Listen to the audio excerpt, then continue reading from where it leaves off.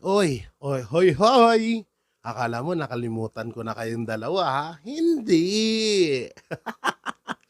Mega love shoutout kay Sir, Mr. or Miss Arnold Clavio at syempre sa pinakatigasing na sumasalo ng kamao na Raymark Santiago na walang iba kundi si Ramon Datulpo. Yan, shoutout sa inyong dalawa. Kamusta? Kahapon kasi hindi ako nakagawa ng vlog sa inyo, ng video kasi sa inyo kasi busy tayo, di ba? Nandun tayo sa press con ng 18 Brave Marine. So, kamusta naman? Kaya sobra kami nagtaka nung mga nakaraang taon sa inyo eh. Sabi ko, mga kontrapelo to kay Marcos Jr. ah. Bakit? Biglang umamo na parang mga tupa.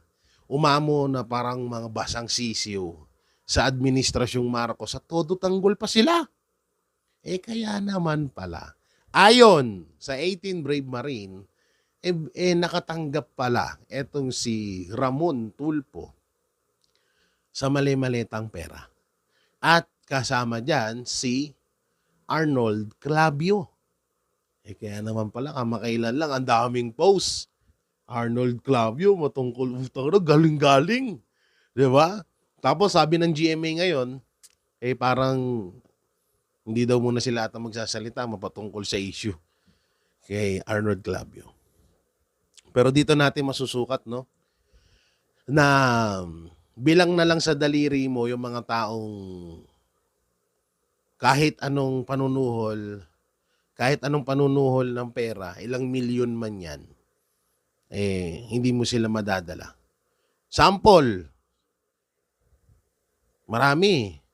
Una-una si Banat Bay. Banat Bay, ilang beses na inoperan yan. Nang bumaliktad lang, murahin lang araw-araw, banatan lang araw-araw si BP Sara, bibigyan siya kung di ako nagkakamali, 20 million nata yun or 10 million. Bumaliktad lang siya. Kaya ganun lang gagawin niya. Sa isang araw, pabanatan niya lang mga Duterte, ganun lang. Pastor, Kibuloy, di ba? At marami pa, marami. Maraming mga inooperan ng pera na hindi nila kayang, kahit nga kinulong na nila, hindi nila kayang kontrolin or hawakan sa leg. Pero tong sila Montulpo at Arnold Clavio. Kaya naman pala, sobra kami nagtataka.